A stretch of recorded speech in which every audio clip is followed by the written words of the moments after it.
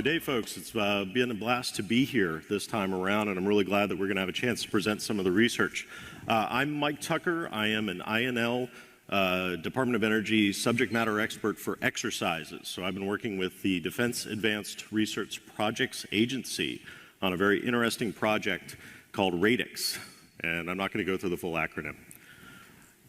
RADICS is about coming back from this.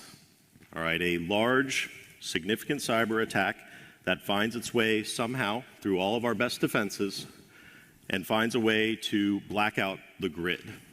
And the reason why is because DARPA asked the hard problems in order to ensure that our nation is capable of responding effectively with our military forces overseas.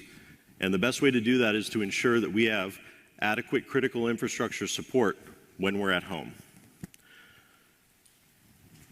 The reason why there is a significant risk to critical infrastructure. The Department of Defense believes this, DARPA believes this. This is the genesis of the actual RADICS program itself.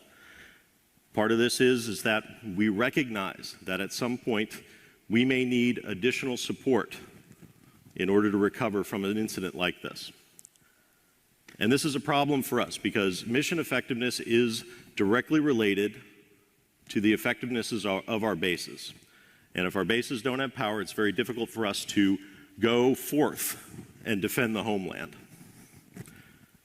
So the genesis of this program about 4 years ago came from this, let's assume a cyber attack has happened. This is, as I think many of us have heard before, the post-boom type discussion.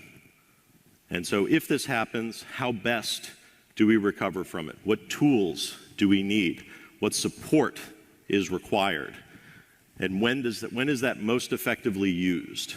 And so the genesis of this is we have started with a complete blackout. We understand that this attack has potentially compromised systems in a way that we may not fully understand at that time. And at some point, the blackout has continued for a certain amount of time to the point where our effectiveness is no longer certain anymore. And the intent is that we want to detect the specific type of attack. We want advanced capabilities in order to do this. We want to figure out exactly what has happened, what has been targeted, and what are the things that we need to focus on in order to most effectively use what are potentially limited resources if this attack has been ongoing. Secondly, we want to be able to isolate it from everything else. And we want to be able to enable some capabilities at that point on the networking side so that we can once again restore systems to full use, even if those underlying systems are not fully trusted. We want to characterize this threat. We want to figure out exactly how it affected things. We want to figure out exactly why it's affecting things. We want to be able to dig deep into the actual systems themselves and say, this is what it does. We know it, we understand it, and now we can ferret it out. We can pull it out of this system. We can restore this system to service again. And we invite you to come up and talk with us about what we've been developing. And the types of technologies that we've been developing that we believe are the best things that are going to be used during an actual black start situation where we're recovering from a significant cyber attack fall into these specific technology areas. And as part of that, we also have BBN technologies out, which allows us to get a wide-scale view of how the grid is actually coming back after this particular cyber event.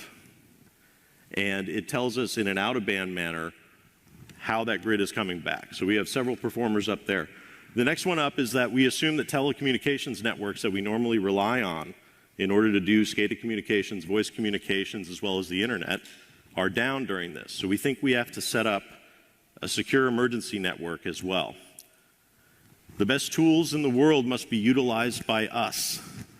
We'll show you the technologies that we've developed to defend and restore the grid to an operational state to ensure that America continues our effective mission both here and overseas. And thank you very much.